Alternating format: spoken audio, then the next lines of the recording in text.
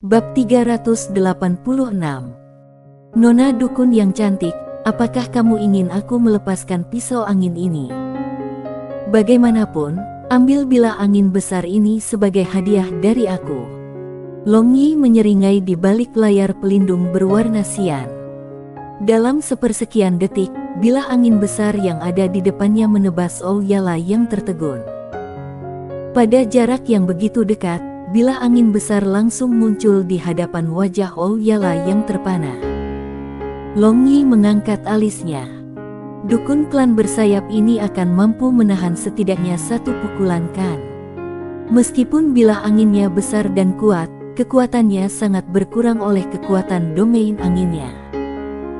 Jika dia mati oleh pisau angin ini di dalam wilayah kekuasaannya, maka itu akan terlalu memalukan.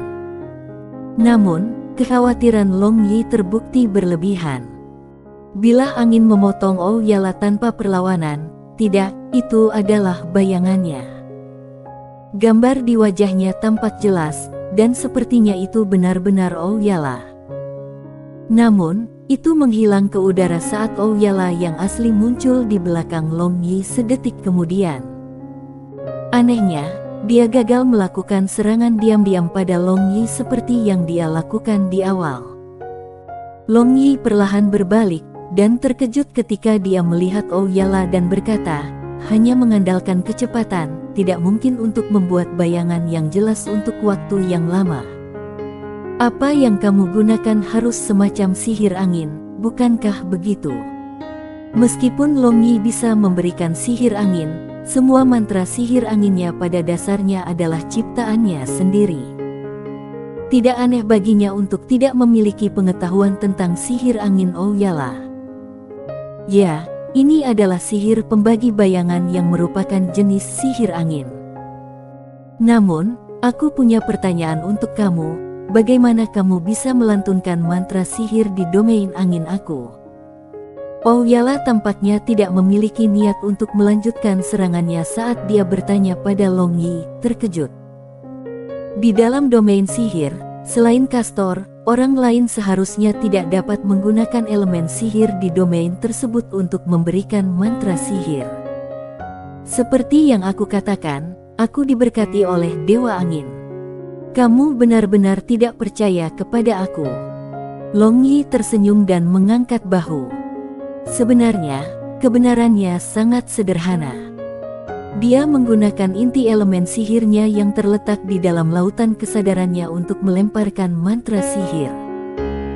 Karena dia tidak menggunakan elemen sihir di atmosfer, dia bisa menggunakan mantra sihir bahkan di dalam domain angin Ouyala.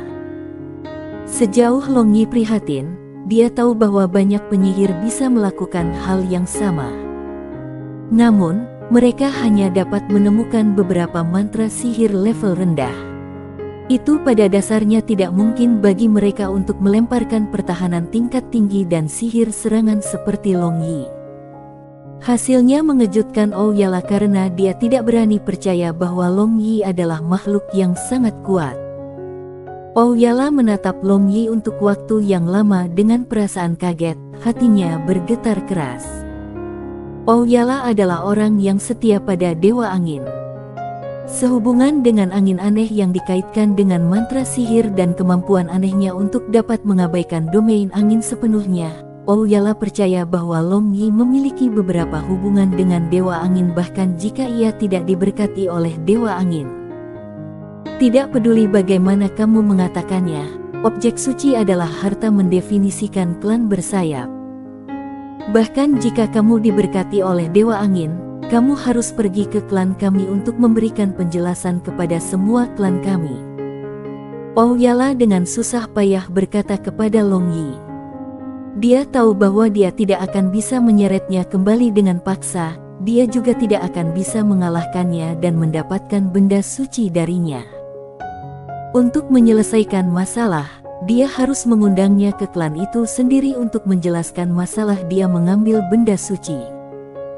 Dia jelas bukan tandingan bagi orang jahat ini yang tertawa saat melawannya. Di mana klan bersayapmu berada? Long Yi bertanya dengan penasaran. tempat yang sangat tersembunyi di pegunungan Hengduan.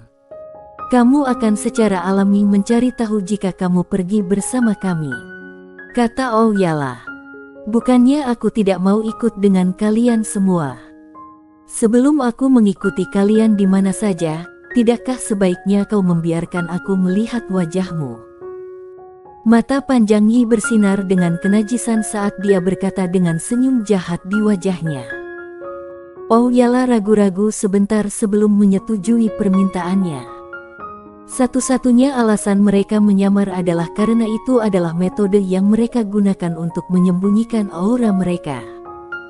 Untuk mendapatkan objek suci kembali dari Phoenix Matriarch, mereka harus menyembunyikan diri sebelum menyergapnya. Dia menganggukkan kepalanya dan berkata, "Tidak apa-apa, aku harap kamu akan menepati janji kamu." Long Yi mengangguk. Dia berharap bahwa dukun klan bersayap ini yang memiliki suara seperti Dewi tidak akan mengecewakannya. Namun, dalam hati Long Yi, dia berpikir bahwa mayoritas wanita yang memiliki suara yang sangat menarik memiliki penampilan yang buruk untuk dicocokkan. Dapat dikatakan bahwa hanya ada beberapa wanita yang disukai oleh surga untuk dilahirkan cantik dengan suara yang bagus. Ouyala mengucapkan mantra dengan suaranya yang jernih dan merdu. Seolah-olah suara gemericik sungai, orang-orang akan merasa segar di tubuh dan pikiran mereka ketika mereka mendengar suaranya. Penyamaran berwarna abu-abu di wajah Ouyala perlahan menghilang, dan mata Long Yi menjadi lebih besar dan lebih besar. Ketika wajah sebenarnya dari Ouyala muncul di depan Long Yi diam-diam berseru dengan kagum. Bahkan Phoenix Matriarch yang masih diikat oleh Wind Binding Magic tanpa sadar tersentak kagum. Ouyala memiliki sosok yang ramping, memiliki lekuk tubuh yang indah dan wajahnya yang cantik benar-benar berbeda dari para lelaki buas lainnya. Itu putih dan tidak bercela. Dibandingkan dengan para wanita di Blue Waves Continent, garis besar tubuhnya agak mendalam. Matanya berkilau seperti zamrud, dan pangkal hidungnya lurus. Dia memiliki bibir merah muda tipis dan rambut pendek berwarna zamrud di kepalanya memberinya tampilan yang menyegarkan. Rambut pendeknya memberi Long Yi kejutan karena itu adalah pertama kalinya dia melihat seorang wanita dengan rambut pendek di benua gelombang biru. Tatapan Long Yi perlahan turun. Wajah Ouyala sama sekali tidak mengecewakannya. Meskipun dia tidak cukup cantik untuk menyebabkan kejatuhan negara, dan dia tidak memiliki sikap lembut seorang wanita, dia memiliki perasaan yang berbeda padanya. Perasaan yang dia berikan pada Long Yi adalah salah satu dari rabun jauh dan kepekaan, yang keduanya sangat dihargai Long Yi. Wow, sangat seksi, bukankah kamu takut orang lain akan menangkapmu sebelum kamu menemukan benda suci itu? Long Yi menelan seteguk air liur ketika dia memikirkan beberapa hal yang tidak patut di hatinya. Ouyala mengenakan bulu macan tutul yang berganti-ganti antara hitam dan putih. Pada bulu macan tutul itu, ada tanda misterius samar-samar terlihat, dan area besar kulit putih bersalju di dadanya terlihat. Selanjutnya, bulu macan tutul yang dia kenakan sebagai gaun hanya membentang sampai ke lutut. Dia telanjang di bawah lututnya dengan hanya 2 sepatu bot pendek di kakinya. Gaya berpakaian ini tidak jarang sama sekali di dunia sebelumnya, tetapi ia belum pernah melihat mode seperti itu di seluruh Blue Waves Continent. Yang membuat Long Yi semakin penasaran adalah sepasang sayap putih tanpa cacat di punggung Ouyala. Saat ini, mereka menyebar dan sedikit mengepak, menjaga dia di udara.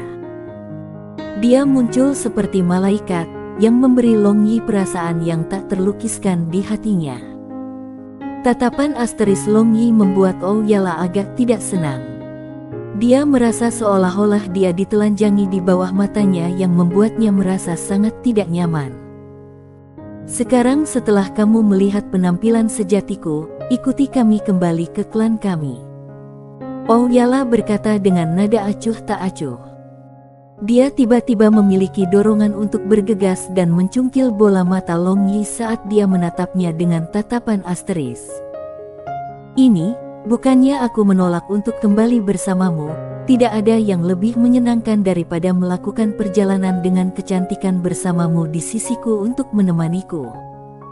Namun, aku benar-benar terikat dengan banyak hal yang belum selesai saat ini. Dalam waktu dekat, tidak mungkin bagi aku untuk mengikuti kamu kembali ke klan kamu.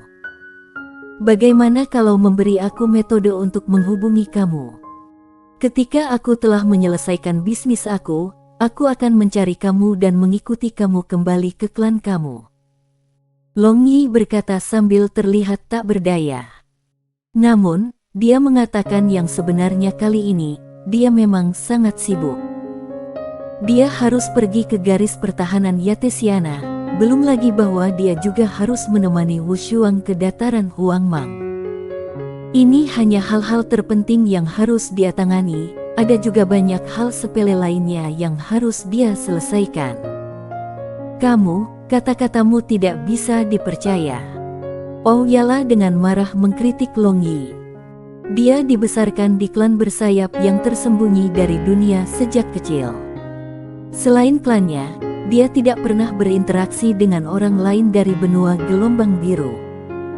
Karena itu, Ouyala memiliki pikiran yang sederhana. Melawan Long Yi, dia seperti bayi berusia 3 tahun. Bagaimana aku tidak bisa dipercaya?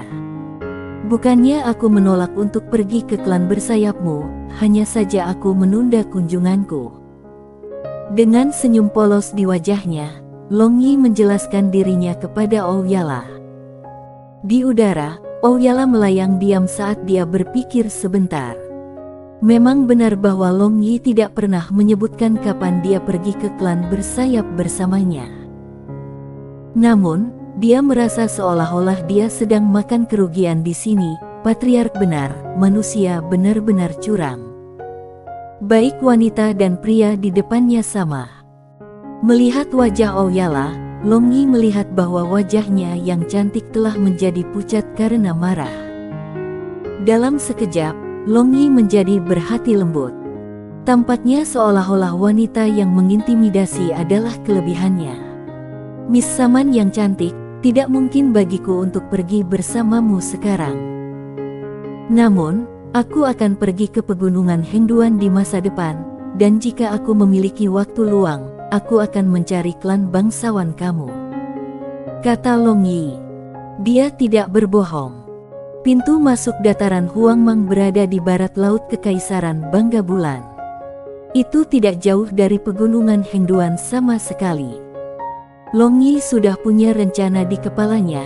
Dia berencana pergi ke hutan peri untuk melihat gadis itu, Lucia. Namun, dia belum memutuskan apakah dia akan pergi ke hutan Elfen sebelum pergi ke dataran Huangmang, atau setelah kembali dari dataran Huangmang. Ouyala melihat bahwa Long Yi sangat tulus dan amarahnya perlahan berkurang. Sepertinya Long Yi mengatakan yang sebenarnya dan dia benar-benar sibuk saat ini. Pada akhirnya, Ouyala memutuskan untuk percaya Long Yi dan berhenti mengganggu dia untuk mengikutinya kembali ke klan bersayap. Namun, kehilangan benda suci membuatnya merasa tidak enak di hatinya. Ouyala mengeluarkan mutiara dengan wind soaring magic tersegel di dalamnya dan melemparkannya ke arah Long Yi. Dia berkata, ketika kamu berada di pegunungan Hengduan, hancurkan mutiara ini untuk melepaskan sihir yang tersegel di dalamnya. Seseorang akan datang dan membawamu ke klan kami. Long Yi menangkap mutiara dan berkata sambil tersenyum, tanda cinta ini agak istimewa, apa yang harus aku berikan sebagai gantinya? Kata-kata Long Yi memicu kemarahan di Ouyala. Namun, dia sudah tahu karakter Long Yi setelah berinteraksi dengannya untuk sementara waktu. Dia tahu bahwa Long Yi adalah penjahat dan dia tidak akan bisa mendapatkan apapun jika dia menjawabnya. Karena itu, dia memilih untuk tetap diam. Jepret, Long Yi menjentikkan jarinya dan berkata, aku mengerti, aku tahu apa yang harus kuberikan padamu sebagai gantinya. Long Yi mengulurkan tangannya dan lapisan ki dingin mulai mengembun di tangannya. Dia telah menggunakan inti sihir air di dalam lautan kesadarannya untuk melemparkan Black Yin Ice Cold Ki.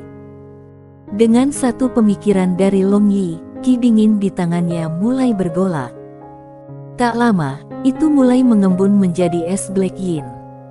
Saat itu mengembun, jejak elemen sihir angin Qian tiba-tiba muncul di antara ki dingin. Sekitar 1/4 jam kemudian, mawar yang diukir dengan indah terbentuk di tangan Long Yi. Hal khusus tentang mawar yang berkilau dan transparan ini adalah benang-benang kabut Qian yang beredar di sekitarnya. Itu adalah sebuah karya seni yang sangat indah oleh Long Yi saat ia menyerahkannya kepada Ouyala. Ini hadiah untukmu. Long Yi menyeka keringat di dahinya dan terbang menuju Ouyala. Melayang di depannya, dia menyerahkan mawar yang berkilauan dan transparan ini padanya. Ini sangat cantik. Ouyala berseru dengan kagum. Meskipun dia adalah dukun klan bersayap yang mulia, dia tetap seorang gadis pada akhirnya. Dia selalu menyukai hal-hal yang indah. Melihat mawar di tangannya, dia terpesona oleh elemen sihir angin yang beredar di sekitar es mawar ini. Itu memberinya rasa keramahan setiap kali dia melihatnya. Ambil saja. Bahkan jika kamu mengekspos bunga es ini di bawah matahari, itu hanya akan mencair setelah 1 tahun. Long Yi tertawa. Ketika dia mengondensasi es Black Yin, dia telah berulang kali menekan elemen sihir untuk membentuk es ini naik. Mawar es kecil ini mengandung sejumlah elemen sihir air yang luar biasa di dalamnya. Ouyala dengan senang melihat mawar es untuk waktu yang lama sebelum mengangkat pandangannya. Dia akhirnya menarik senyumnya dan mendorong tangan Long Yi dan berkata dengan tegas, "Aku tidak bisa mengambil bunga es ini." Bab 387.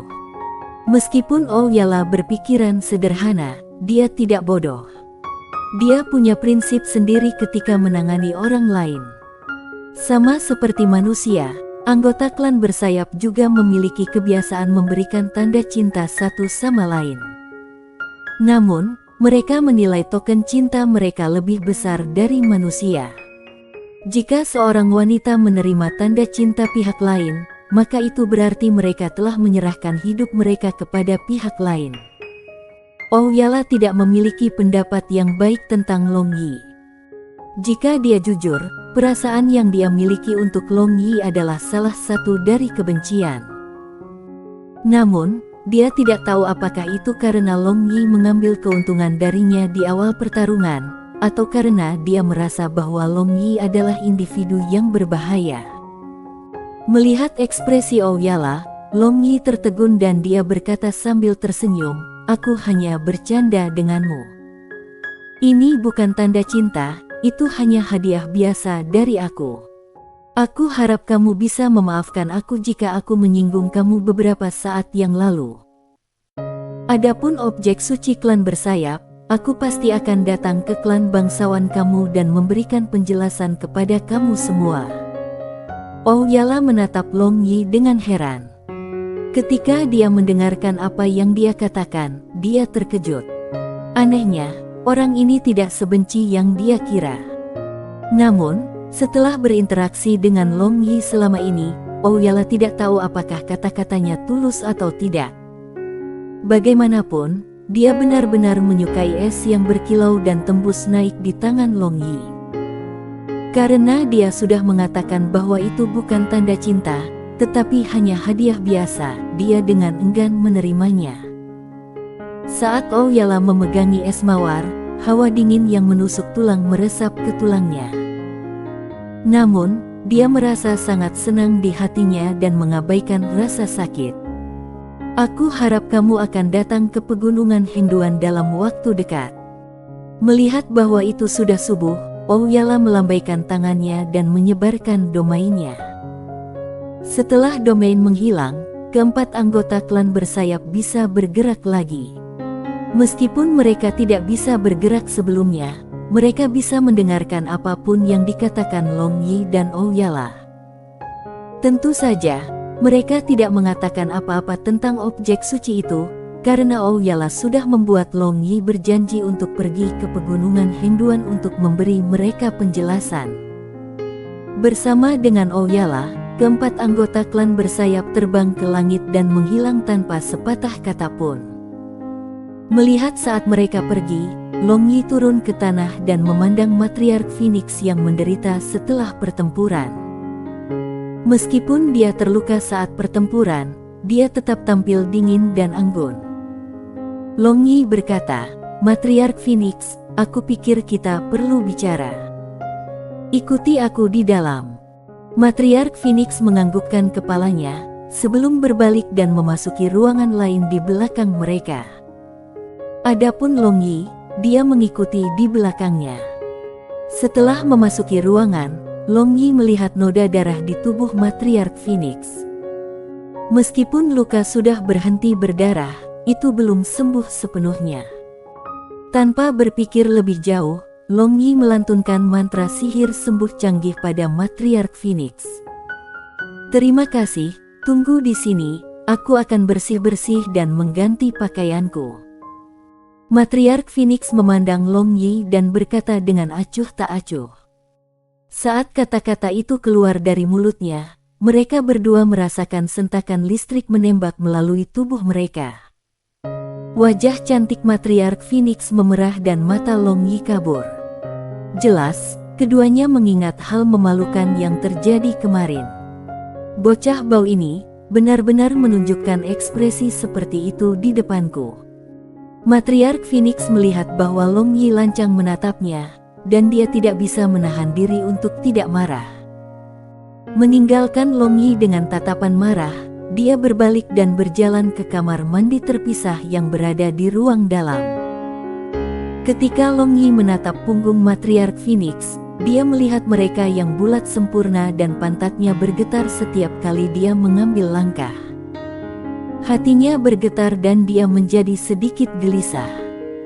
Kemudian, punggung telanjang yang membangkitkan jiwa yang telah dilihatnya kemarin tanpa sadar muncul kembali dalam benaknya. Hanya setelah sosok Matriark Phoenix benar-benar menghilang dari pandangan Long Yi, dia bangun dengan kaget. Bagaimana dia bisa membiarkan imajinasinya menjadi liar seperti ini? Ini adalah ibu mertuanya yang dia lihat. Namun, ketika dia mendengar suara "hulala" dari air yang mengalir, Long Yi yang baru saja sadar jatuh ke fantasi lain. Dia tidak tahu apakah itu disengaja, tapi Matriark Phoenix tidak melemparkan penghalang isolasi suara ketika dia pergi untuk mandi. Bukankah dia sengaja menariknya untuk melakukan kejahatan? Long Yi terus-menerus melafalkan Amitabha di dalam hatinya, dan secara paksa mengubah pikirannya menjadi dukun klan bersayap yang cantik. Itu memang pilihan yang tepat karena dia berhasil mengalihkan perhatian Long Yi dari memikirkan Matriark Phoenix. Sepertinya godaan seorang wanita cantik hanya bisa diimbangi oleh kecantikan lain. Setelah ribuan tahun, klan bersayap akhirnya muncul di benua lagi. Aku bertanya-tanya apa lagi yang akan keluar. Aku khawatir kekacauan di benua gelombang biru tidak akan berakhir dimanapun dalam waktu dekat. Long Yi bergumam di dalam hatinya. Apakah mungkin baginya untuk menarik klan bersayap ke sisinya? Sementara dia berpikir, aroma samar menyerang lubang hidungnya, memaksanya kembali ke akal sehatnya. Saat dia melihat ke atas, dia melihat Matriark Phoenix berdiri di depannya. Dia baru saja selesai mandi dan dia mengganti pakaiannya, membuatnya terlihat sangat berbeda dari keadaan sebelumnya.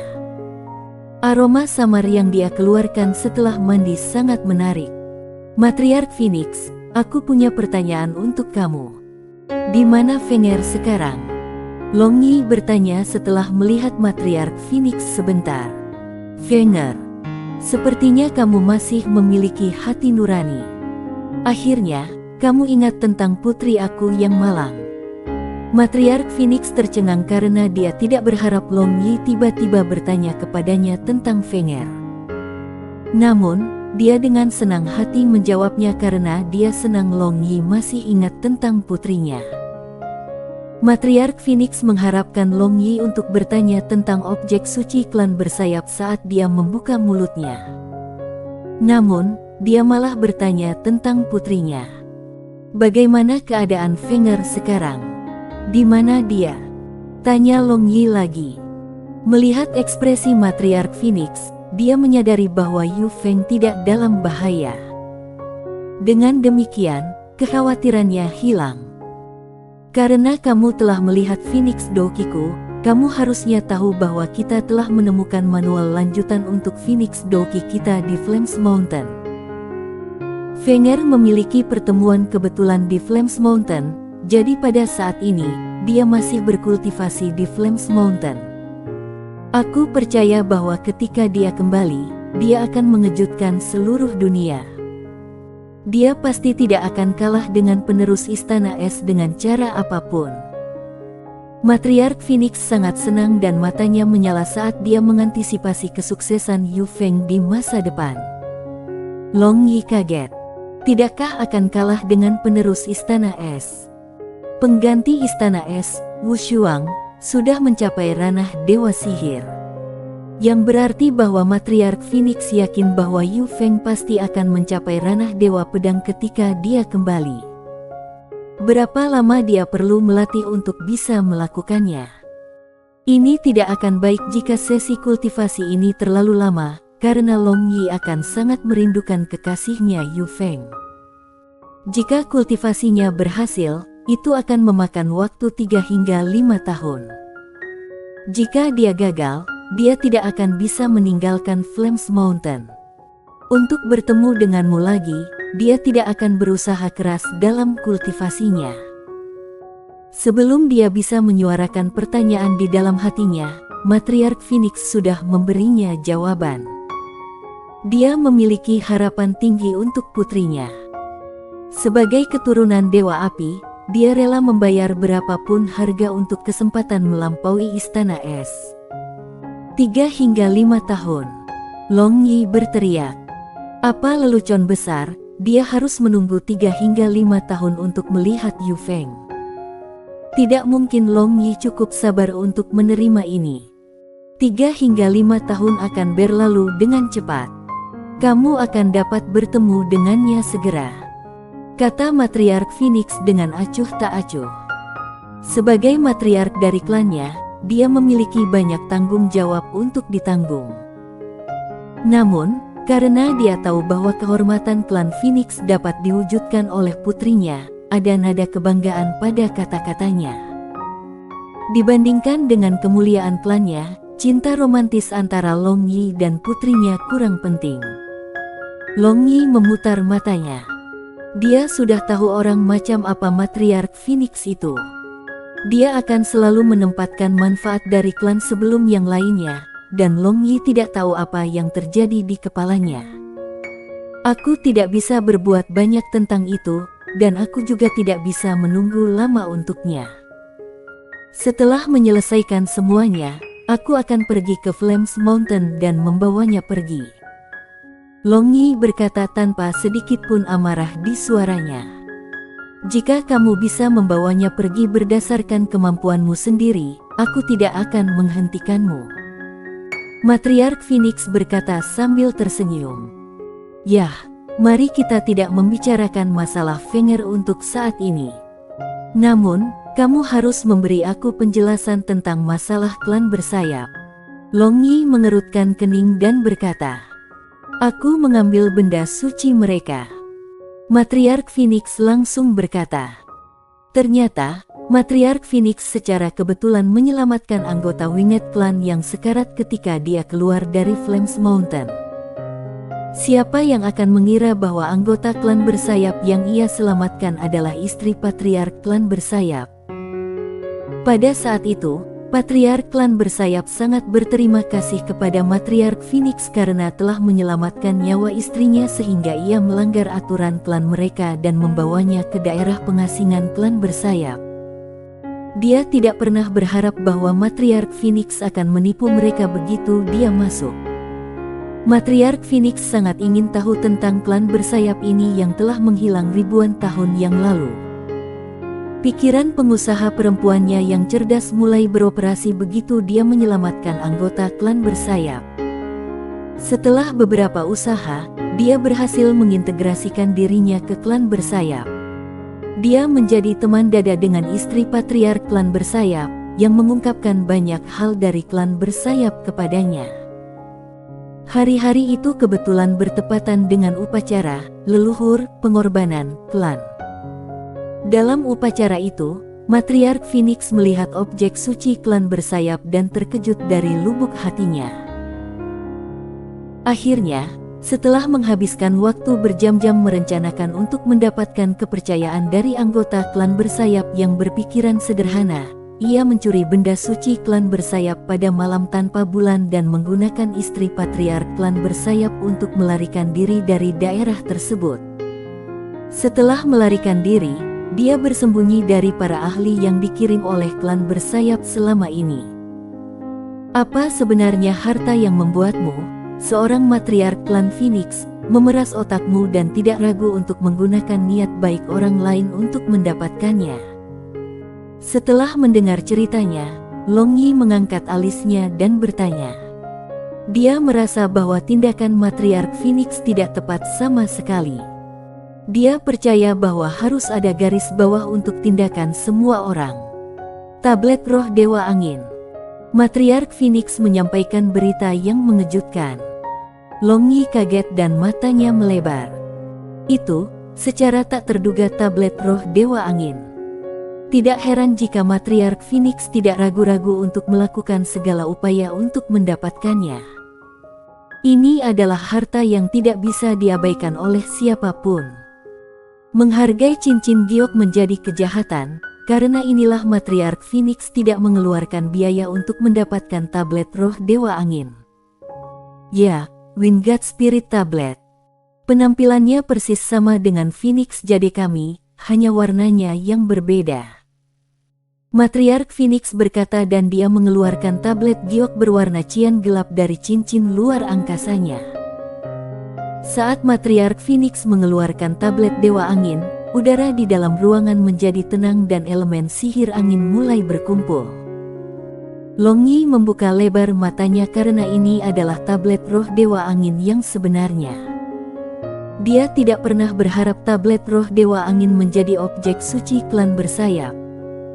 Matriark Phoenix menyerahkan tablet Roh Angin Dewa kepada Long Yi dan berkata, "Aku memberimu tablet Dewa Angin Roh ini, jika kamu tidak dapat menjelaskan dirimu kepada klan bersayap ketika kamu mencari mereka di masa depan. Kamu memberikannya padaku."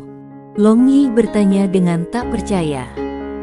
Matriark Phoenix memutar matanya dengan kesal dan berkata, "Fenger telah memberimu Phoenix Jade. Seluruh klan Phoenix adalah milikmu, mengapa kamu masih ragu-ragu?" Long Yi tidak lagi ragu-ragu dan mengambil tablet Dewa Angin Roh ke tangannya, sebelum menghela nafas dalam hatinya.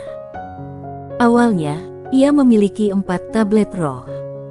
Jika dia menambahkan tablet Roh Angin Dewa ini ke koleksinya, dia seharusnya memiliki total 5 tablet roh. Sayangnya, tablet roh cahaya dan tablet roh gelap masing-masing direbut oleh gereja cahaya dan gereja gelap. Long Yi sangat berterima kasih kepada Matriark Phoenix. Dia tidak ragu untuk menanggung keburukan dan mencuri tablet Roh Dewa Angin. Namun, dia memberikan tablet Roh Dewa Angin kepadanya tanpa ragu-ragu. Ibu mertuanya ini benar-benar terlalu baik. Selanjutnya, apakah kamu akan pergi ke Yatesiana dan bertempur melawan Kekaisaran Bangga Bulan?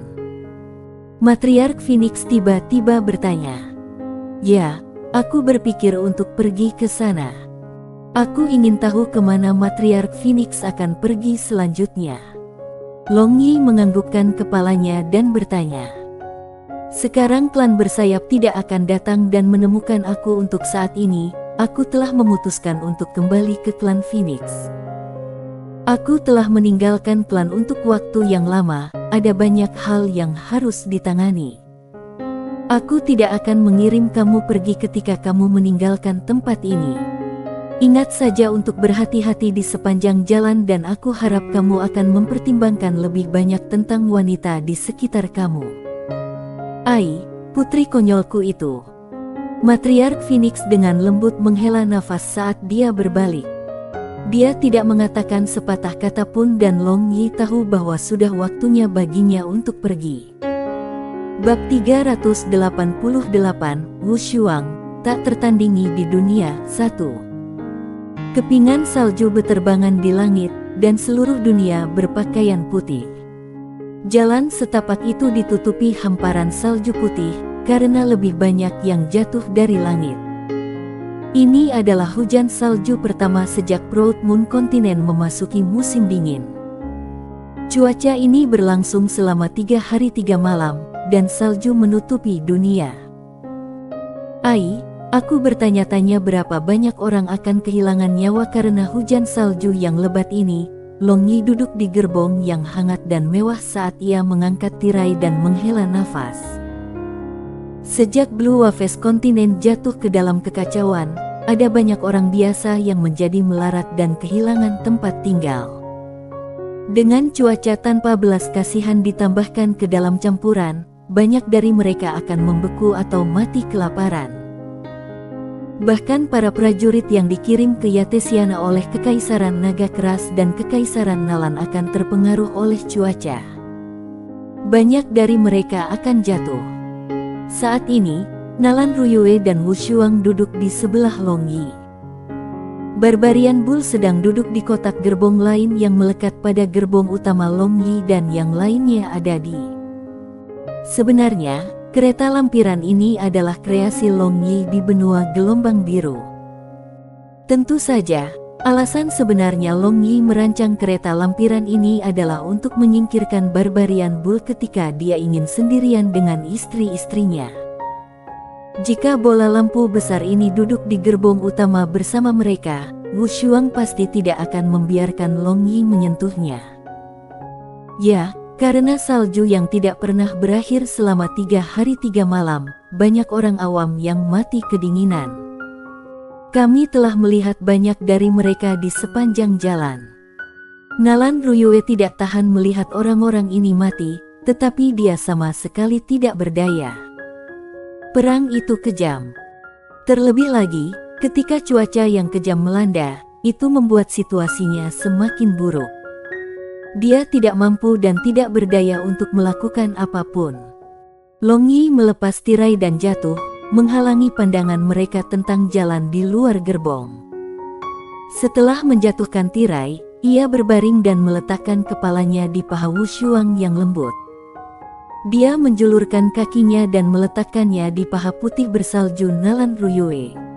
Sekarang dia benar-benar tampak seperti iblis abadi dengan keindahan di kedua tangannya.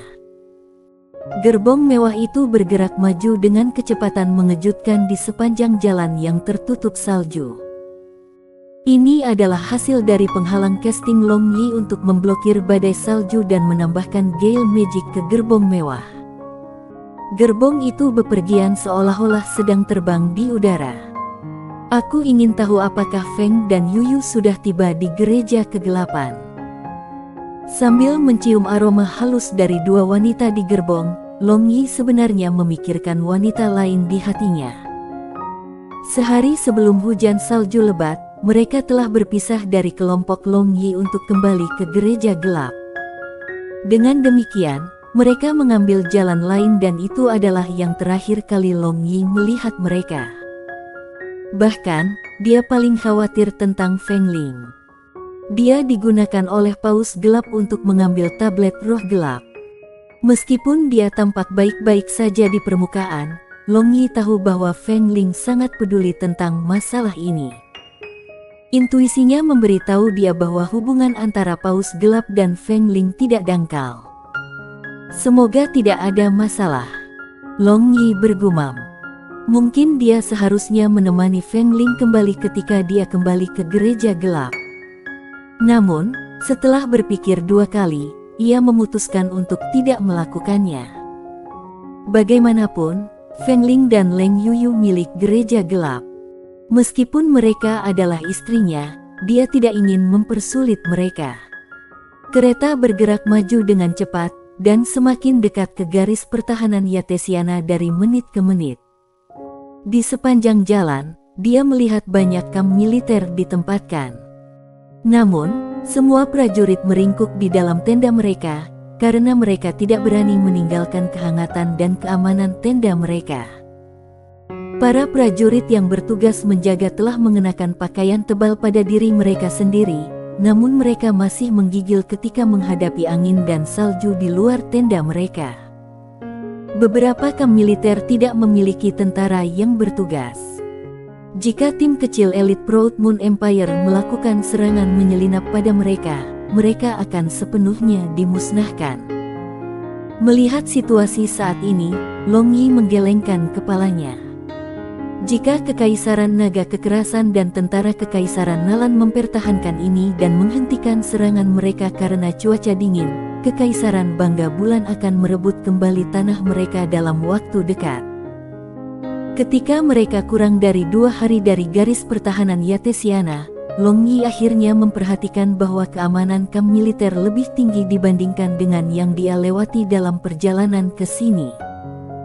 Namun, itu jauh sekali dari tingkat keamanan normal yang dia harapkan dari sebuah kamp militer di tengah perang. Hari-hari berlalu dengan cepat. Long Yi sedang beristirahat di bantal lembut di dalam gerbong mewah. Dia memegang Wu Shuang di sisi kiri dan memegang Nalan Ruyue di sebelah kanan. Sayangnya, Long Yi hanya bisa pergi sejauh Wu Shuang tidak mengizinkannya mengambil langkah terakhir bersamanya. Namun, dia membiarkannya menyentuhnya, menggodanya tanpa henti. Tentu saja, dia menolak untuk mengizinkannya bercinta dengan Nalan Ruyue yang bersama dengan mereka di kereta.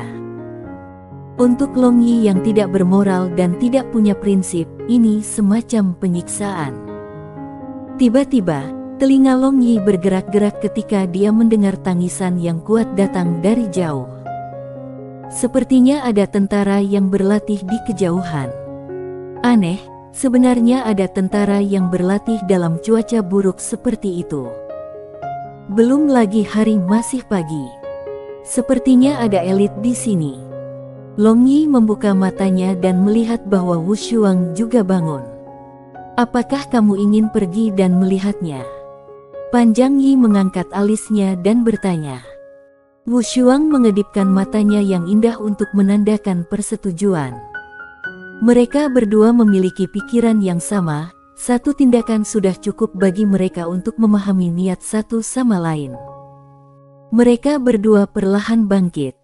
Berpegangan tangan, mereka berdua melonjak ke langit dan terbang ke arah tangisan. Mereka adalah elit yang sebenarnya. Aku tidak berharap bahwa benua gelombang biru benar-benar memiliki tentara yang kuat. Panglima yang melatih mereka jelas merupakan tokoh penting di benua itu. Wu Shuang melihat barisan tentara yang sedang berlatih di musim dingin yang keras saat dia berkata. Melihat bagaimana mereka berlatih, bertubuh telanjang di salju, Wu Shuang berpikir bahwa mereka adalah prajurit yang tangguh. Mereka membawa seikat tebal di punggung mereka saat berlatih di badai salju ini. Long Yi bagaimanapun terkejut.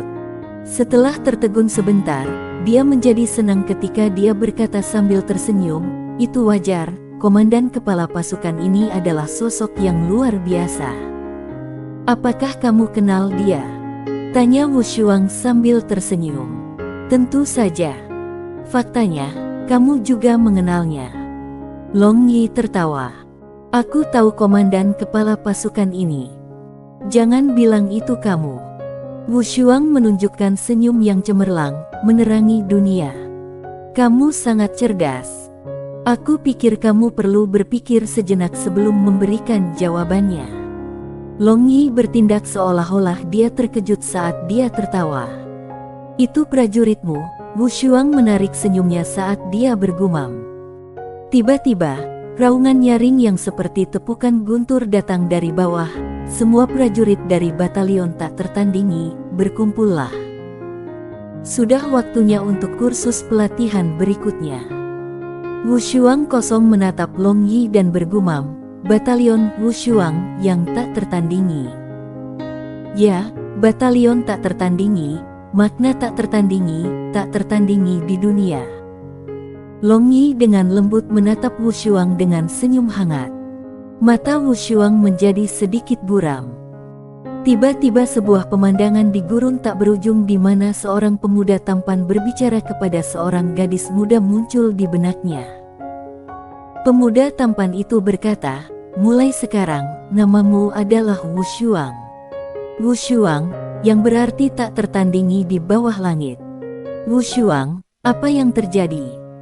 Melihat reaksinya, Long Yi bertanya-tanya apa yang terjadi dan bertanya padanya dengan suara bingung. Suaranya membangunkannya dengan kaget. "Apakah kamu yang memilih nama batalion tak tertandingi? Mengapa kamu menyebutnya batalion tak tertandingi?" Wushuang menatap Long Yi dengan mata indahnya yang bersinar. "Ya, aku memilihnya. Adapun alasannya, aku yakin kamu sudah tahu." Tatapan Long Yi bertemu dengan Wushuang, dan mereka berdua menunjukkan senyum gemilang di wajah mereka. Perasaan yang mereka miliki untuk satu sama lain menjadi lebih kuat. Terkadang, hanya dibutuhkan sesaat untuk membangkitkan perasaan di antara dua orang. Properti buku fantasi. Di bawah mereka berdua, para prajurit batalion tak tertandingi dibagi menjadi dua kelompok dan memulai pelatihan mereka. Pelatihan mereka adalah tentang teknik persembunyian dan pembunuhan ketika tokoh-tokoh melesat di salju. "Swanger, tunggu aku di sini. Aku akan pergi dan melihat seberapa banyak mereka telah mengalami kemajuan setelah sekian lama." Long Yi tersenyum dan berkata pada Wushuang sebelum menghilang dalam sekejap. Dalam sekejap, Long Yi meliuk-liuk melintasi salju ini di mana dua kelompok prajurit batalion tak tertandingi itu bersembunyi. Pelatihan persembunyian dan pembunuhan ini memungkinkan pasukan untuk berlatih dalam formasi berbeda yang akan mereka gunakan sesuai dengan situasi di medan perang. Pola kombinasi umum memiliki 3 tentara membentuk sebuah tim. Mereka diam-diam bisa membunuh 5 hingga 6 musuh sebelum menyelinap pergi. Selain itu, setiap tim dapat berkoordinasi dengan tim lain untuk menyerang lawan mereka. Mereka bisa bertarung sebagai kelompok atau mereka bisa bertarung dalam tim. Metode pelatihan mereka dibuat sesuai dengan metode yang disempurnakan setelah pengalaman ribuan tahun di dunia Long Yi sebelumnya. Tim yang paling dekat dengan Long Yi terkejut ketika mereka melihat penampilannya. Namun, karena mereka masih dalam latihan, dan Long Yi tiba-tiba menjadi pengganggu, mereka menahan suara mereka dan membiarkannya lewat. Untuk tidak memberitahu tim lain tentang posisi mereka tidak dapat berteriak untuk Long Yi jika mereka menyerahkan posisi mereka. Ada apa dengan cuaca mengerikan ini? Sangat dingin, dan ada salju di mana-mana. Bagaimana aku bisa menemukan jalan ketika tertutup salju? Semuanya salah pemilik toko sialan itu, Long Yi bergumam dan mengambil 2 langkah ke samping. Menginjak benda berbentuk batu, dia mengangkat tongkat di salah satu tangannya. Tidak diketahui dari mana ia mendapatkan tongkat itu, tetapi ia dengan ganas mengayunkannya ke salju. Long Yi mengutuk hatinya saat dia menggunakan tongkat itu untuk meretas tanah yang tertutup salju dengan marah. "Ai, ada hujan salju yang lebat tahun ini. Aku takut rumahku akan kehabisan biji-bijian lagi. Apa yang harus aku lakukan?" Long Yi menghela nafas dan mengerang ketika dia berjalan di sekitar ladang yang tertutup salju ini. Sementara dia berjalan, tabung kecil diam-diam keluar dari salah satu tumpukan salju dan menembakkan jarum racun sehalus rambut lembu di punggung Long Yi. Pada saat yang sama, suara siulan terdengar ketika panah melonjak ke langit dari gundukan salju lainnya. Dengan putaran tubuh yang aneh, Long Yi menjentikkan jarum racun dengan jarinya. Sementara tangannya sibuk menjentikkan jarum racun, kakinya menembak ke arah seorang prajurit yang memegang belati secepat kilat. Prajurit yang baru saja muncul dari dalam Snowland dikirim terbang oleh tendangan Long Yi. Berbalik, Long Yi menggunakan tongkat di tangannya yang lain untuk menabrak dua tentara yang melarikan diri. Awalnya, Long Yi bisa menghentikan prajurit itu dari melepaskan panah bersiul sebagai sinyal, tetapi dia tidak melakukannya. Segera setelah mereka mendengar panah bersiul itu, para prajurit lain di batalion tak tertandingi keluar dari ladang yang tertutup salju atau semak-semak di daerah itu. Mereka langsung mengepung Long Yi dan mengangkat senjata mereka. Hanya dalam 1 detik setelah panah bersiul terdengar, Long Yi dikelilingi oleh 3 lapis busur yang diarahkan langsung kepadanya. Para prajurit yang mengelilinginya hanyalah bagian dari pasukan 100 orang. Saat panah siulan terbang lebih tinggi ke udara, lebih banyak tentara dari batalion tak tertandingi mengalir keluar dari kamp. Jenderal Simen kembali. Tiba-tiba, seruan oleh seorang prajurit dapat terdengar di kerumunan. Ya, ini Jenderal Simen. Salah satu tentara yang mengenali Long Yi menurunkan panah dan bersorak. Karena perang, batalion tak tertandingi kehilangan lebih dari 100 orang. Karena itu, mereka mengisi kembali tenaga mereka secara berkala. Seorang prajurit veteran akan memimpin para pendatang baru itu untuk melakukan latihan setan. Selama latihan ini, sebagian besar prajurit masih baru. Karena itu, mereka tidak terbiasa dengan wajah Long Yi dan mereka tidak mengenali jenderal mereka dengan segera. Seorang pemuda yang mengenakan jubah sihir elemen api adalah yang pertama yang mengenali Long Yi. Dia dan beberapa veteran lainnya dengan bersemangat berjalan ke arah Long Yi dan memberinya penghormatan militer. Mereka memberi hormat kepadanya ketika mereka dengan keras menyapa, bawahan memberi hormat kepada jenderal. Setelah melihat pemandangan ini, semua prajurit lain berhenti ragu-ragu. Mereka melakukan penghormatan militer secara bersamaan untuk memberikan penghormatan kepada jenderal mereka. Properti buku fantasi. Hidup di luar itu dicuri. Bukankah kamu penyihir yang aku bawa dari Divine Wind Legion?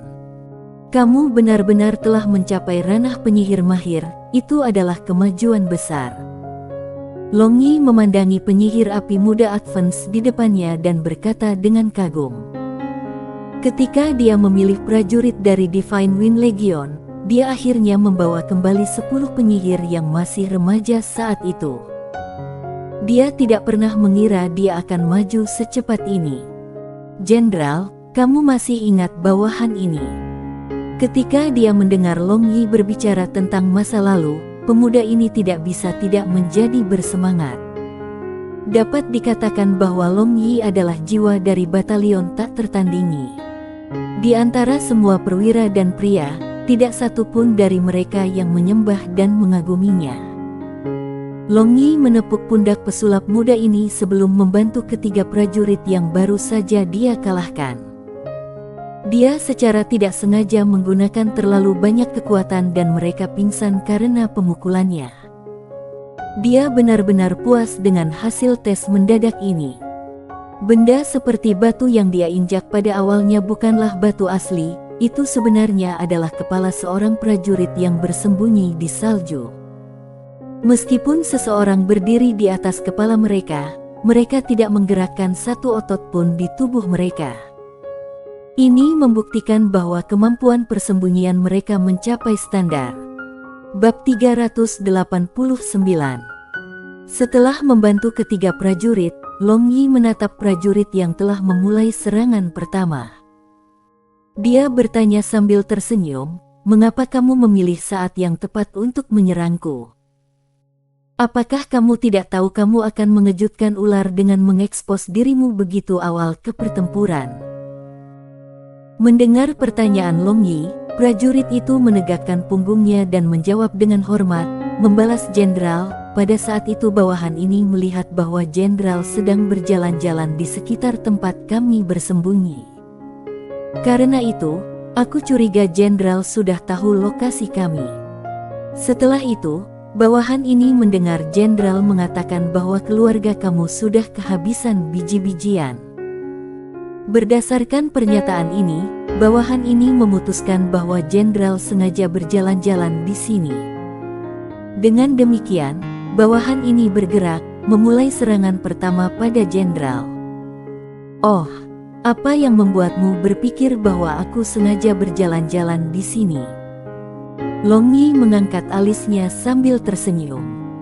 Long Yi berpikir bahwa ini adalah seorang prajurit yang dapat dikembangkan untuk lebih baik melayani batalion tak tertandingi. Karena ketika jenderal datang dari jauh, bawahan ini mengamati jenderal. Pakaian yang dikenakan jenderal jauh lebih baik dibandingkan dengan yang dikenakan para bangsawan. Dengan demikian, bawahan ini tahu bahwa keluarga kamu tidak mungkin kehabisan biji-bijian. Selain itu, sikap jenderal tidak menyerupai pekerja penginapan. Prajurit yang diinterogasi oleh Long Yi menjawab dengan keras. "Bagus, sangat bagus. Mulai sekarang, kamu akan dipromosikan menjadi pemimpin pasukan. Adapun posisi yang lebih tinggi, kamu harus bergantung pada dinas militer berjasa kamu," kata Long Yi sambil tersenyum. "Terima kasih jenderal, bawahan ini pasti akan mempertaruhkan nyawaku untuk melawan musuh. Aku tidak akan merusak nama besar batalion tak tertandingi." Prajurit ini berkata dengan gembira. Orang harus tahu bahwa proses seleksi untuk para perwira di batalion tak tertandingi itu sangat ketat. Bahkan untuk posisi pemimpin pasukan 10 orang, kompetisi sangat ketat. Namun, jenderal mereka, Long Yi, secara pribadi memberinya posisi pemimpin pasukan setelah memeriksa latihan. Itu adalah kehormatan besar bagi prajurit yang dipromosikan oleh jenderal itu sendiri. Tatapan iri diberikan kepadanya oleh tentara lain. Sementara mereka berbicara, tim demi tim prajurit dari batalion tak tertandingi berkumpul di sekitar Long Yi. Tak lama, lebih dari 1000 tentara mengepung Long Yi. Buat jalan, buat jalan. Apa yang terjadi di sini?" Teriakan nyaring datang dari luar pengepungan ini. Semua prajurit menyingkir untuk membuat jalan. Kakak ipar, orang yang baru saja tiba adalah Nangongnu. Dia terkejut melihat Long Yi tiba-tiba. Setelah mengalami baptisan perang, bocah lelaki yang sebelumnya belum dewasa ini telah tumbuh menjadi pemuda yang bermartabat. Sekarang, ia memiliki tubuh yang kuat, dan wajahnya yang sebelumnya adil dan jelas telah berubah menjadi warna gandum yang lebih sehat. Dia bahkan menyimpan kumis tipis di atas bibirnya. Bawahan Nangongnu memberi hormat kepada jenderal. Setelah tertegun selama beberapa detik, Nangongnu kembali ke akal sehatnya berjalan ke tempat Long Yi berdiri. Dia melakukan penghormatan militer yang tepat saat dia menatap Long Yi dengan kekaguman di matanya. Long Yi mengangguk sebelum menyapu pandangannya pada ribuan tentara dari batalion tak tertandingi di sekitarnya. "Perhatian, semua pemimpin tim terus melatih pasukan kamu.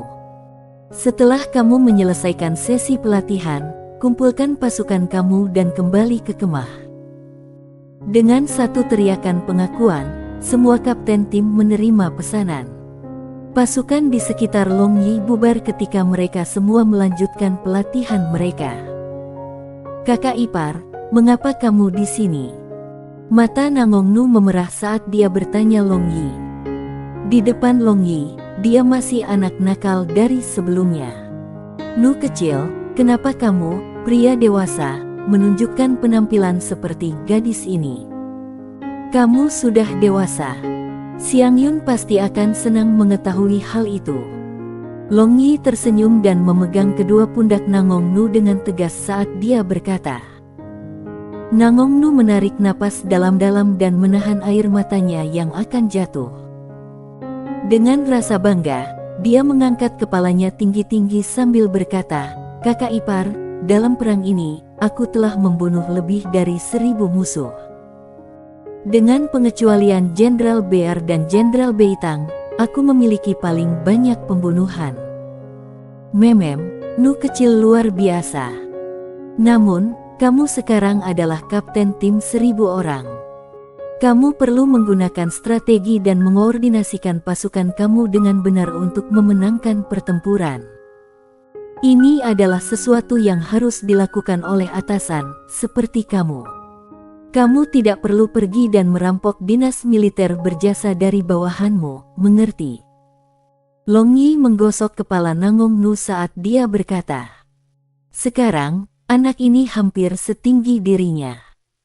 Dia ingat bahwa ketika dia baru saja kembali ke Soaring Dragon City, Nangong Nu belum mencapai dadanya, namun, dalam sekejap mata, dia sudah tumbuh menjadi pria sejati. "Kakak ipar, mulai sekarang, aku akan memperhatikan siapa kamu." Nangong Nu mengangguk. Saat dia mengobrol dengan Long Yi, aroma lembut tiba-tiba menyerang lubang hidungnya. Nangong Nu melihat seorang wanita cantik dalam gaun putih bersih muncul dari udara tipis di belakang Long Yi. Ketika dia melihat orang lain muncul dari udara tipis, sarafnya secara tidak sadar menjadi tegang. "Jangan gugup, dia adalah Wu Shuang. Kamu bisa memanggilnya kakak perempuan Wu Shuang," kata Long Yi sambil tersenyum. "Wu Shuang." Nangong Nu berpikir sebentar dan tiba-tiba menyadari. Nangong Nu menyadari bahwa itu karena dia sehingga Long Yi memberi nama batalion independen ini, batalion tak tertandingi. Setelah berpikir sebentar, dia dengan patuh memanggil, "Kakak Wu Shuang." Wu Shuang tersenyum pada Nangong Nu dan mengangguk. Senyumnya yang indah mengejutkan Nangong Nu dan membuatnya linglung untuk sementara waktu. Ketika akhirnya dia sadar kembali, dia menyadari bahwa wajahnya merah padam. Long Yi tertawa terbahak-bahak. Sepertinya kekuatan destruktif di balik senyum Wu Shuang memang sangat besar. Long Yi menoleh ke Nangong Nu dan berkata, "Nu kecil, bawa kami kembali ke kamp militer. Aku belum melihat Tyrant Bear dan Yuer untuk waktu yang lama. Aku sangat merindukan mereka berdua. Aku pikir Jenderal Beitang adalah satu-satunya saudara ipar yang merindukan. Adapun Jenderal Bear, ia hanya sekunder." Nangong Nu tersenyum nakal. Di depan Long Yi, dia mengembalikan Nangong Nu tua. "Pergilah, apa yang anak kecil seperti kamu mengerti? Mengapa kamu masih berdiri di sini? Apakah asteris gatal kamu?" Long Yi memarahi bercanda sambil mengangkat kakinya untuk menendang asteris Nangong Yu. Nangong Nu menghindari tendangan Long Yi dan mulai berlari menuju kamp tentara dengan senyum di wajahnya. Dia sangat cepat ketika dia berlari. Meskipun dia adalah seorang penyihir, kecepatan Nangong Nu cukup cepat untuk mengejutkan para prajurit. Long Yi dan Wu Shuang mengikuti di belakang Nangong Nu dengan santai. Tak lama kemudian, mereka melihat kamp militer di kejauhan dan ada banyak kamp di daerah itu. Ada spanduk dan bendera berkibar di udara di atas kamp. Secara khusus, bendera batalion tak tertandingi berkibar lebih tinggi dari bendera lainnya. Ini adalah bendera yang menakutkan para prajurit Kekaisaran Bulan yang membanggakan. Ini juga bendera yang memiliki legenda tak terkalahkan di belakang namanya di medan perang. Beitang Yu mengenakan pakaian merah dan hitam saat dia duduk di dalam tenda militer besar. Dia tanpa lelah menelusuri dan memilah-milah informasi intelijen yang dia terima dari laporan dari bawahannya. Sementara dia memilah-milah informasinya, dia menulis catatan dan penanya menari-nari di selembar kertas yang diletakkan di depannya. Tiba-tiba, salah satu pengawal Beitang Yu mengangkat tirai tenda sebelum masuk terburu-buru. Dia tergagap saat berbicara, "Re, melapor ke jenderal. Apa masalahnya? Kenapa kamu panik?" Beitang Yu mengerutkan kening ketika dia berbicara kepadanya dan jelas sangat tidak puas dengan kinerja pengawal ini. Pengawal ini bergetar. Disiplin berpakaian besi yang digunakan untuk mengelola batalion tak tertandingi datang dari Beitang Yu. Aturan dan peraturan di batalion ini membuat semua orang, Perwira dan pria sama-sama takut pada Beitang Yu. Kerutan tunggal dari Beitang Yu membuat pengawal ini merasa seolah-olah dia dilempar ke kolam dingin tanpa busana. Sambil menghela nafas panjang, dia menenangkan diri sebelum melanjutkan, melapor ke Jenderal Nangong Ribu yang kuat dan Jenderal Simen telah kembali. Jadi bagaimana jika mereka kembali? Untuk apa keributan? Tunggu, siapa yang kamu katakan kembali dengan Nangong Ribu yang kuat? Tangan Beitang Yu bergetar ketika dia mendengar nama Long Yi. Pena yang ia gunakan untuk menulis catatan jatuh dari tangannya, dan tinta tumpah di atas catatannya. Ini Jenderal Simen, Jenderal Simen kembali. Melihat reaksi Beitang Yu, pengawal ini tertawa keras di dalam hatinya. Namun, dia tidak berani menunjukkan rasa geli di wajahnya. Semua orang di batalion tak tertandingi tahu hubungan antara Beitang Yu dan Long Yi. Bangun, Beitang Yu bergegas keluar dari tenda dengan kecepatan kilat. Saat dia melangkah keluar, dia melihat Long Yi menyapa para prajurit yang bertugas dengan senyum di wajahnya. Dia bisa melihat bahwa para prajurit yang cukup beruntung untuk Long Yi menepuk pundak mereka sangat gembira. Long Yi adalah jiwa pasukan ini, dialah yang menciptakan batalion berkemauan besi ini. Semua orang di batalion tak tertandingi menyembahnya, para perwira dan orang-orang.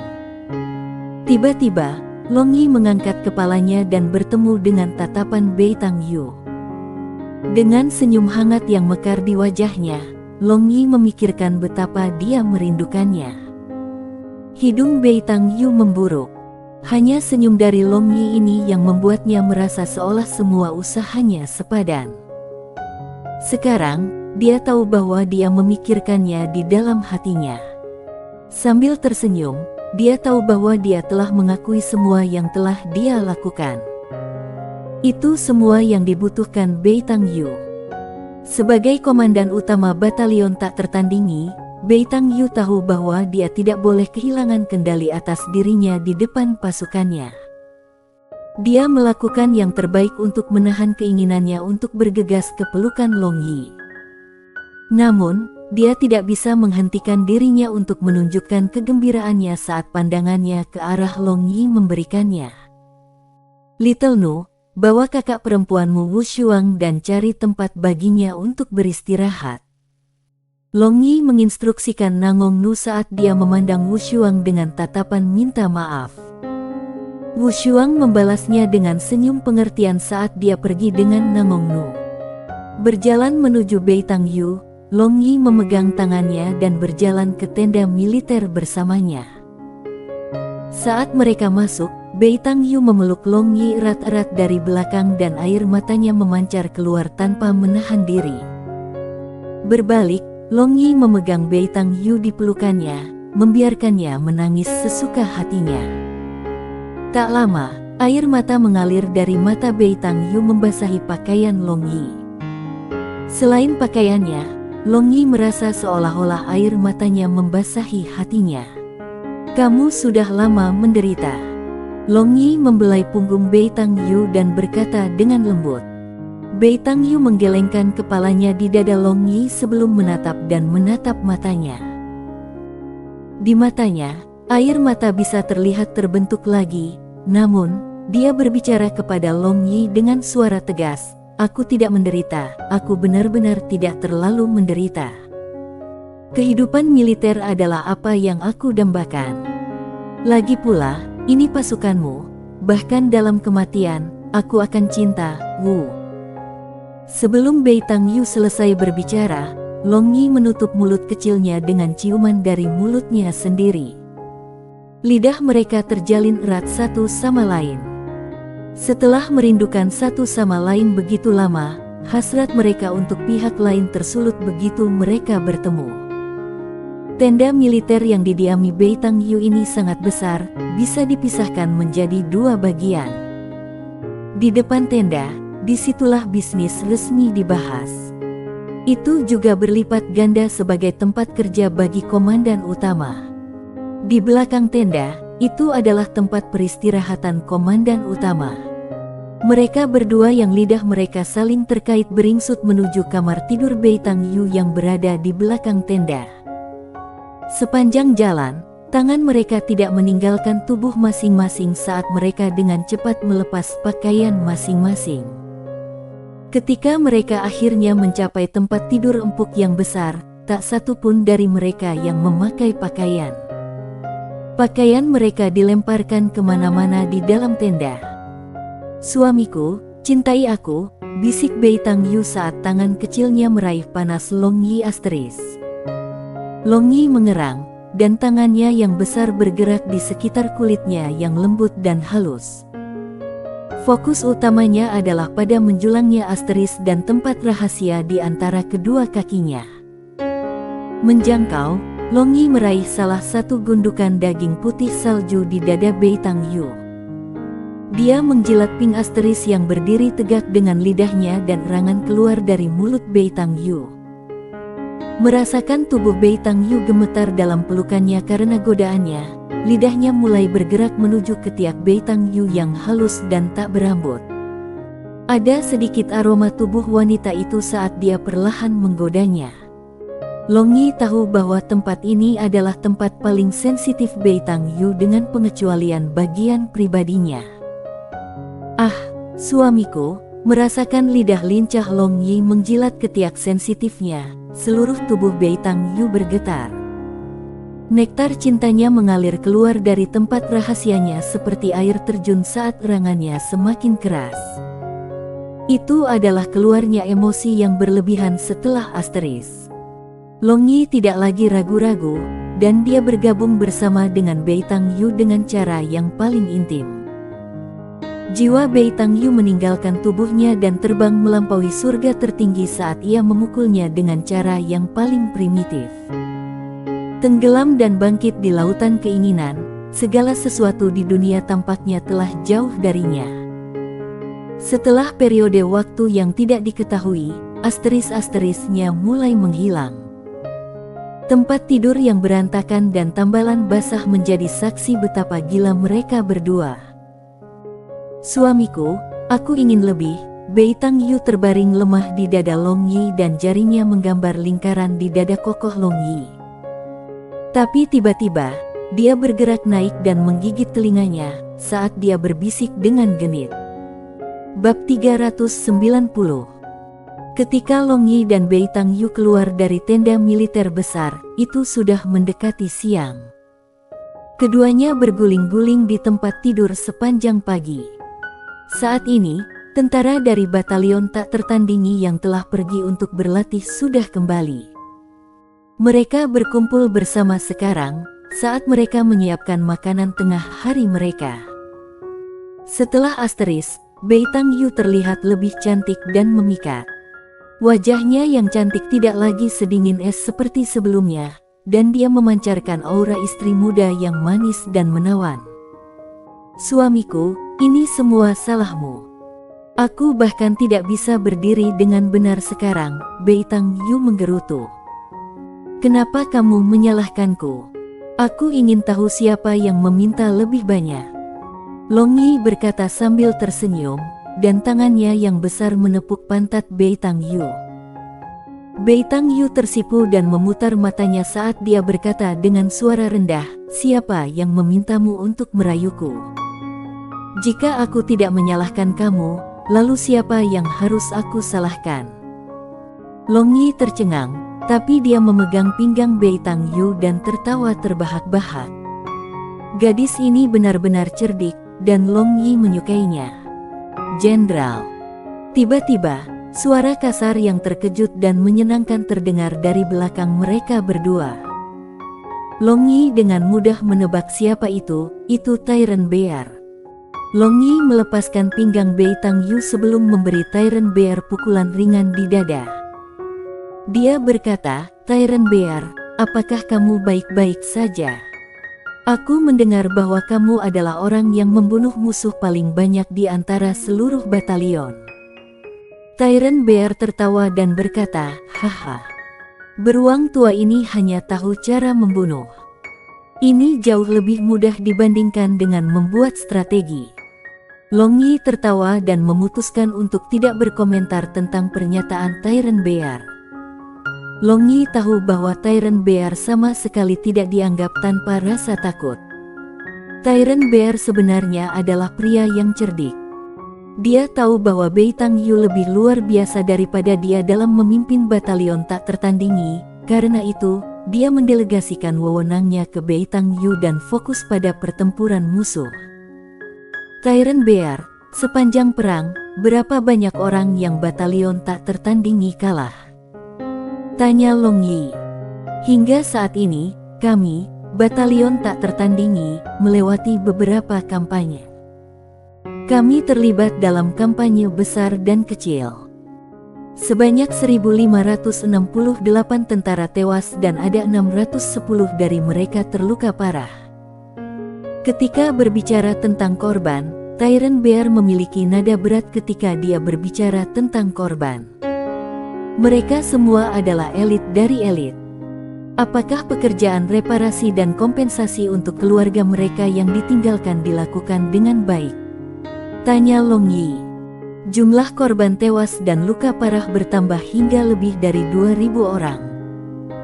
Batalion tak tertandingi hanya memiliki 20.000 orang untuk memulai, 2.000 orang terlalu banyak untuk kalah dari batalion. Membalas jenderal, semuanya telah ditangani dengan tepat. Abu dan nama prajurit yang tewas telah dikumpulkan. Para prajurit yang terluka parah sudah dikirim kembali ke kekaisaran untuk memulihkan diri. Pensiun untuk orang cacat dan keluarga almarhum 3 kali lebih banyak daripada prajurit pasukan legiun lainnya.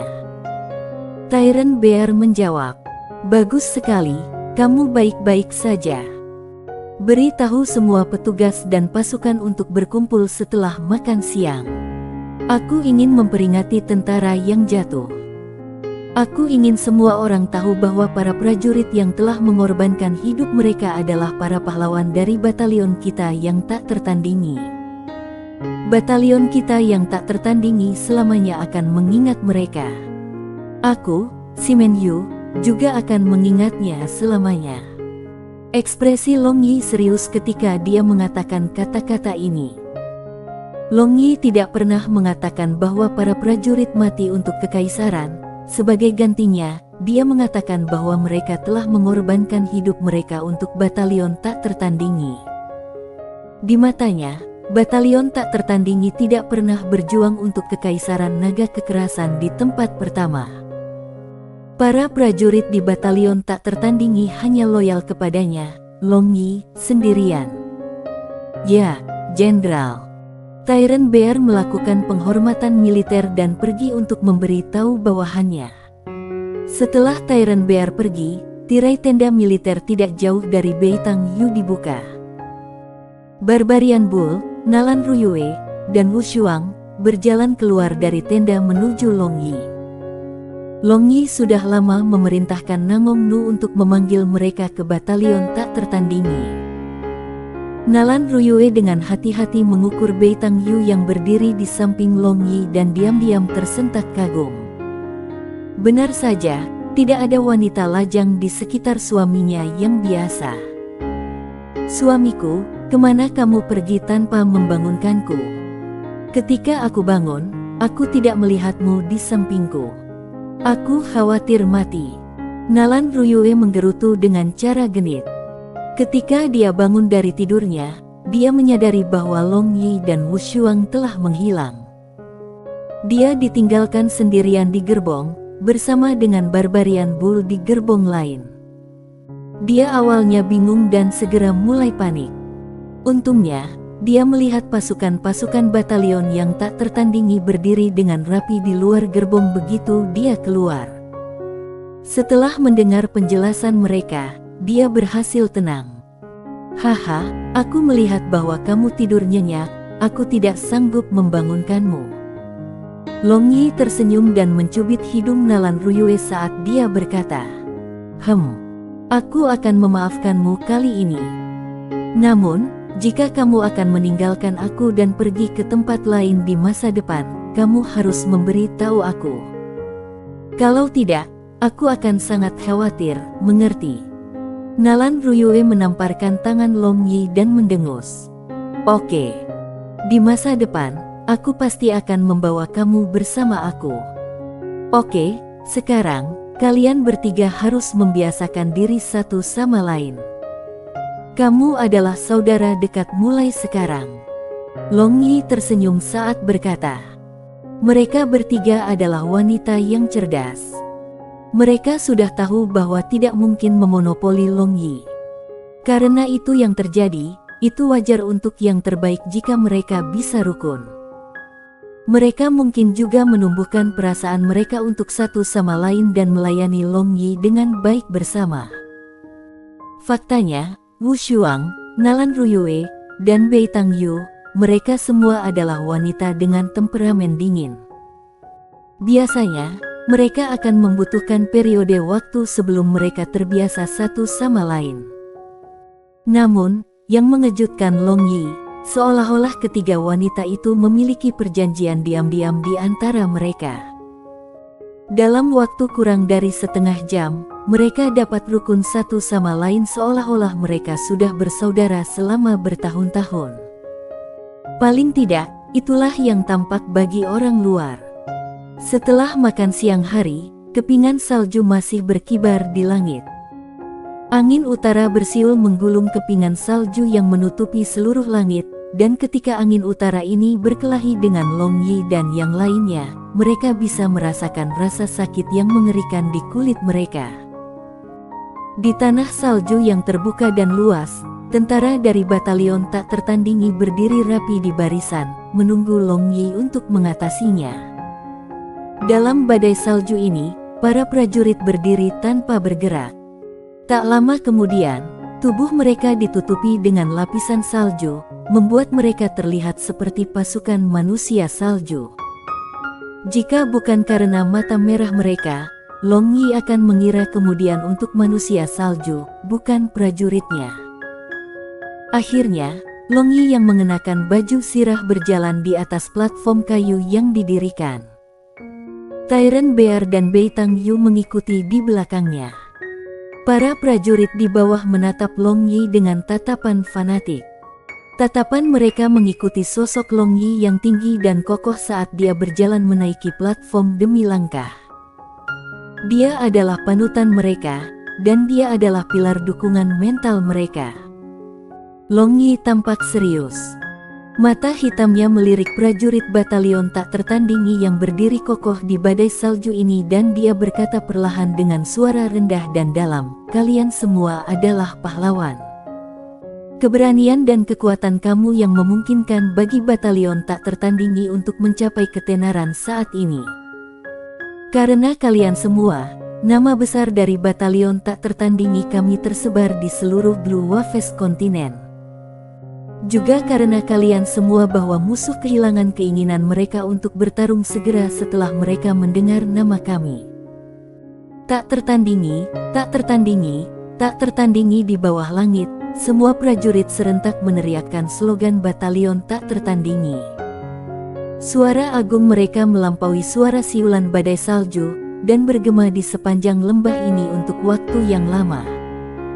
Mengangkat tangannya, Long Yi memberi sinyal dan suara para prajurit berhenti tiba-tiba. Di belakang aku adalah Abu dari 1568 saudara.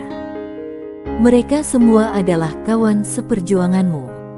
Mereka mengorbankan diri demi kita, dan batalion yang tak tertandingi. Kita tidak bisa melupakan mereka, kita tidak bisa melupakan bahwa mereka adalah kawan-kawan yang bertempur bersama kita di masa lalu. Hari ini, marilah kita memperingati jiwa mereka yang telah pergi.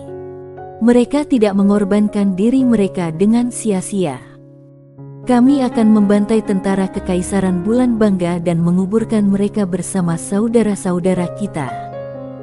Setelah pidatonya, Long Yi melangkah ke samping dan gunung guci penuh abu menjadi terlihat. Setiap guci memiliki nama yang diukir di atasnya. Membantai Kekaisaran Bulan yang membanggakan, membantai Kekaisaran Bulan yang membanggakan, semua tentara dari batalion tak tertandingi berteriak sampai mereka serak. Karena ucapan Long Yi, darah di tubuh mereka mendidih. Mereka sangat ingin membantai tentara Kekaisaran Bulan yang bangga. Mereka benci kalau mereka tidak bisa bergegas menuju garis pertahanan Yatesiana untuk membunuh musuh mereka saat ini. Pedang panjang mereka diikat pinggang mereka, menggenggam busur kin mereka. Kepala memisahkan diri dari tubuh mereka tetapi hati mereka tidak bisa dikalahkan. Mereka berdua berani dan mulia. Kuat sampai detik terakhir, mereka tidak bisa dihina. Mereka mungkin telah kehilangan tubuh mereka, tetapi jiwa mereka masih hidup. Pahlawan di antara nuansa, jiwa pemberani mereka akan. Satu, Long Yi berkata dengan suara suram. Namun ia membacakan bagian dari puisi dunianya yang sebelumnya ditulis oleh seorang penyair kuno untuk memperingati para perwira dan prajurit yang jatuh dalam pertempuran. Itu dinamai, nyanyian rohani untuk jatuh.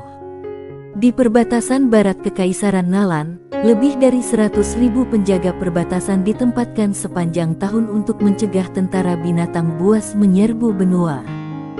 Saat ini, malam sudah tiba dan ada gerimis halus melintasi tanah.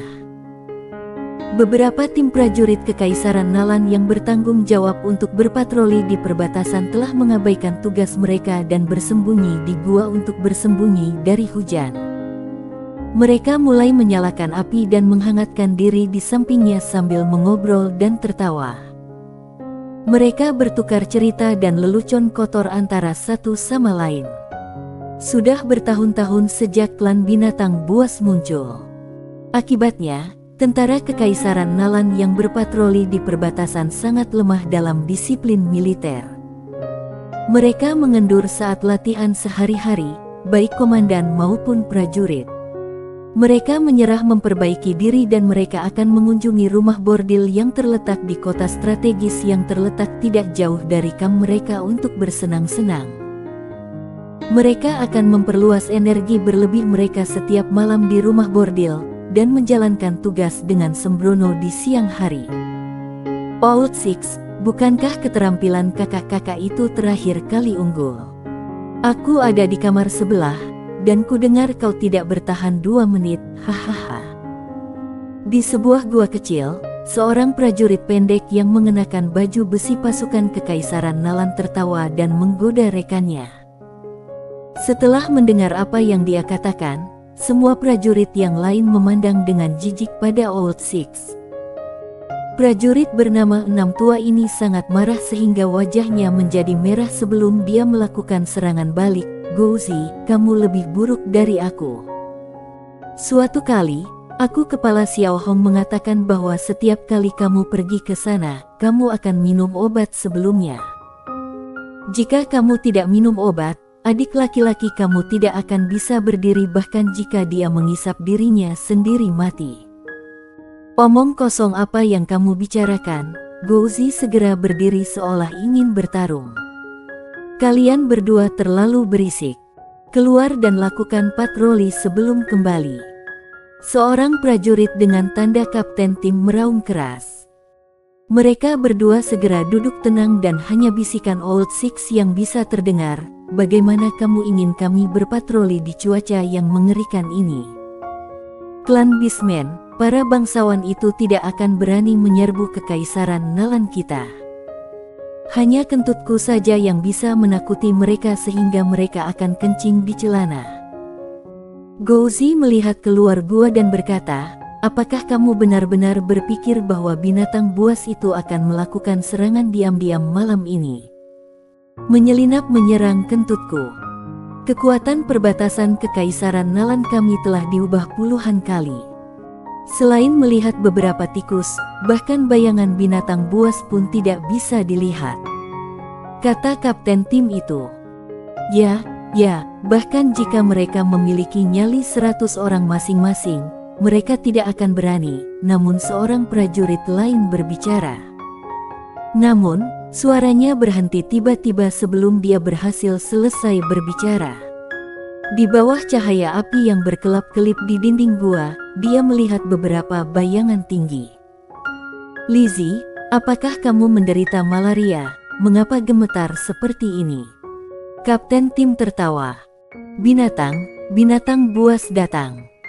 Lizzie tergagap saat tangannya yang gemetaran meraih sinyal yang menyala di tubuhnya. Namun, dia menyadari bahwa mereka tidak akan bisa mengirim sinyal menyala ketika mereka berada di dalam gua. Jangan bercanda, manusia binatang buas. 4 prajurit lainnya berpikir bahwa Lizzie sedang bercanda dengan mereka. Namun, ketika mereka berbalik, mereka melihat beberapa pria singa tinggi berdiri di pintu masuk gua dengan seringai mengerikan di wajah mereka. Hal berikutnya yang mereka tahu, penglihatan mereka menjadi gelap. Di dalam gua, api unggun masih menyala.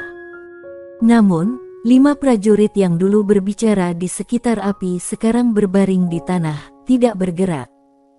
Kepala mereka terbelah seolah-olah hancur semangka. Materi otak putih dan merah mengalir di lantai dan mereka tidak akan pernah bisa bangun lagi. Bersambung.